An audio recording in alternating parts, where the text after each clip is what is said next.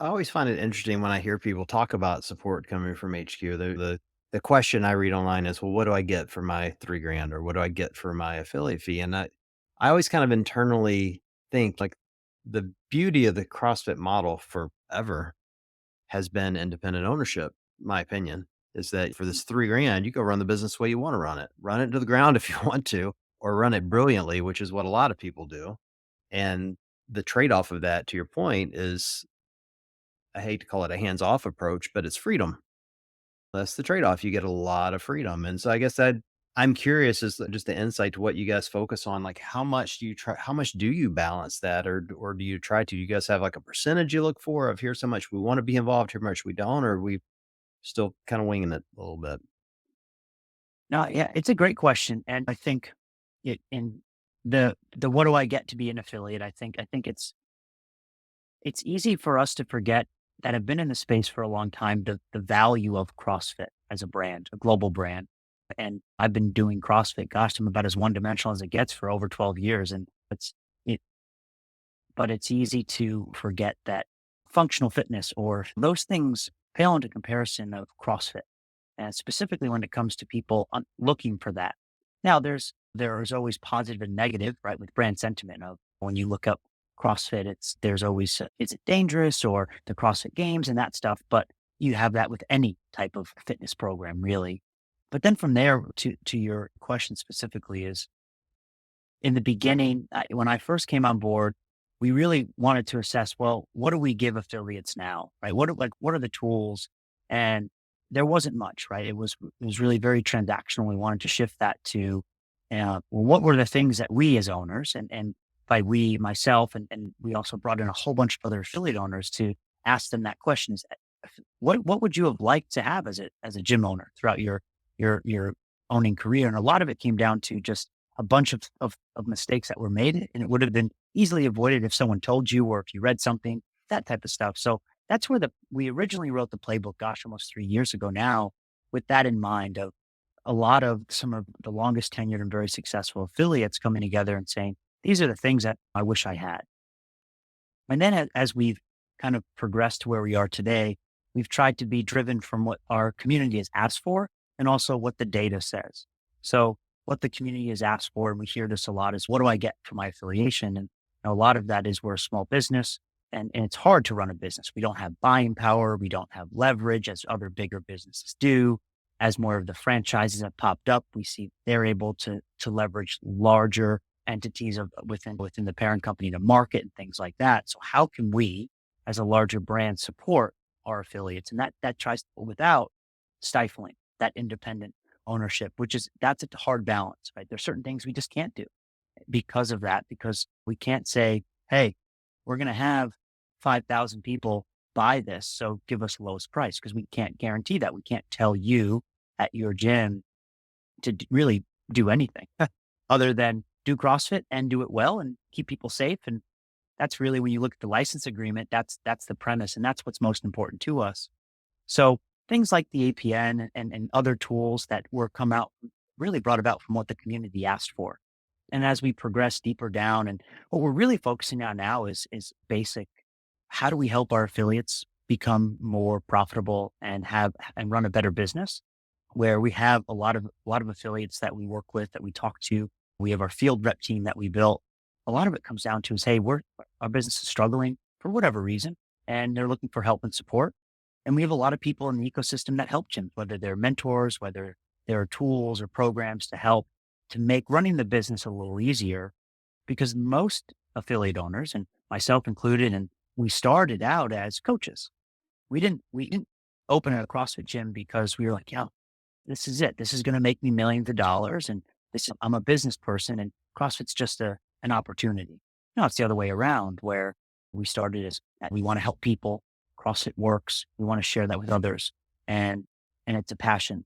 So there's a beauty to that. And that's why our community is so strong and that's why it's so infectious. But along the way, really looking for help from a business perspective. I was fortunate. I had a business partner and people around me that had deep business knowledge that I was able to beg, borrow, and steal from, and it permeated to run a healthy business. But those are things that we're really looking at to because that's when we think about a symbiotic relationship. We do better at CrossFit HQ if our affiliates do better. It's that simple. So it's important for us to make sure that we're giving them at least the tools and resources to run a healthy business. And there's a lot of facets to that: quality of coaching, programming, but there's also, it has to be able to run a good business so you can deliver classes so people can come to your gym. So it's not a, if one is better than the other, they have to be happening in a parallel path. Do you worry about the quality control that comes with that? Like this kind of, I hate to keep calling it hands-off approach, but Mm. when you allow this much freedom, there's certainly a quality control issue that can come up. Like I look at some of the great franchises that are out there, whether it's Starbucks, Chick-fil-A, whoever, and those are obviously food companies, Yeah. but, they have very strict quality controls, both on product, cleanliness, that sort of thing. And I go in some CrossFit gyms, like I'll give you an example. I used to train at CrossFit Mentality up in Menor, which is Scott Panchik's gym. You could literally eat off the floors in his gym. That dude is so anal retentive about the cleanliness and the equipment in his gym. It's beautiful. It's absolutely gorgeous. And then I've been in other gyms that will remain unnamed that are just there's an inch of chalk as far as the eye can see. Yeah. Does that concern you guys? You ever talk about it, think about it, or is it still the fittest will survive? Absolutely. We talk about it. And what I mean by that is, and that's why there's a beauty and a beauty to this notion that the cream will rise to the top, the fittest will survive. And again, that has created the community where we are today. I think on the other side of that, what we really want to be able to achieve, and we're not there yet, but we're really looking at how we can. It's less of it's less of the punitive or identify the gyms that aren't doing well. It's more, what are the gyms that are who and what are they doing really well? The ones that are real, to your point, the mentalities of the world, ones where they're operationally strong, their coaches have a high credential, their classes are very high quality. So, and we want to reward that. And that's important, right? We're rewarding that and pointing to, hey, here are the red threads of our affiliates and gyms that are really successful. And because I can tell you, as in my time on the road, doing seminars, doing coach development programs, the best affiliates, no matter where they are in the world, now they all look and feel a little different, but there are commonalities, right? And those are the things that really do matter, right? One of which is simple, but I think it's easily forgotten, is this consistent pursuit of excellence translated through higher education, trying to deliver a better product. This sort of the always learning mindset. And and Greg said this early on. It's like, whether I can judge a CrossFit affiliate by the how well your athletes are air squatting and by how clean your bathrooms are.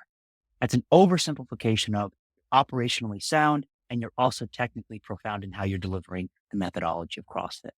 So when we look at that, we want how we do that is really important. And as an operation gets bigger, it's harder to do that, right? It's harder to think about how to run a successful operational side of a business as well as deliver a high quality product.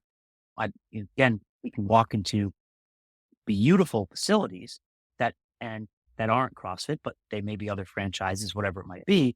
But it's a workout, but it's not CrossFit. There's some, but you marry those together, it's really special. So what we are challenged with are thinking about how we really elevate those that are doing what we want to see. What we want is gyms that really care about the quality of the product they're delivering on the floor. And I'm a believer that we are better off. And I was speaking at an affiliate summit a couple weeks ago, and the question always comes up about the gym down the road. They're not good, right? They give CrossFit a bad name. They give us a bad name. What should we do about it? And yes, we have a responsibility to help and give tools and resources, but our affiliates also have a responsibility to help them. If you can help that gym be better, it helps you. It helps CrossFit. Because if we think about if that gym down the road that has CrossFit on the front of their door that you may think has areas of improvement, and you make them a stronger, better CrossFit affiliate, that will help your brand. That will help CrossFit for everyone. I mean, I in my own town down the road, there's two CrossFit gyms on the same road, 1 mile apart. Both are successful.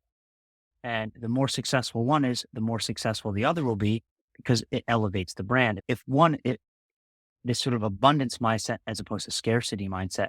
And I think we got into a scarcity mindset as a community through COVID and on the other side because we pulled back into our four walls and we were in survival mode. It was hard. I mean, running a gym was one of the hardest industries to keep alive. And I had three gyms at the time. I had to shut down one. I understand it. It was tough. So I think we have some of that healing to also kind of deal with after a lot of that, which took a toll on our community. It's a super interesting take on it and probably a tough sell to try to convince affiliate owners that the rising tide lifts all, you know what I'm saying? Versus Mhm. that gym 1 mile from me is going to take my people. It's going to Yeah. take potential customers away from me. And I feel like small business owners especially are really sensitive to the boots on the ground, the people that walk in the door, the business that I could have. Mhm. And I fully understand and agree with what you're saying Right. for the brand, but I bet it's tough to really convey that sentiment to folks whose like literally their dinner depends on how many people walk through the door today.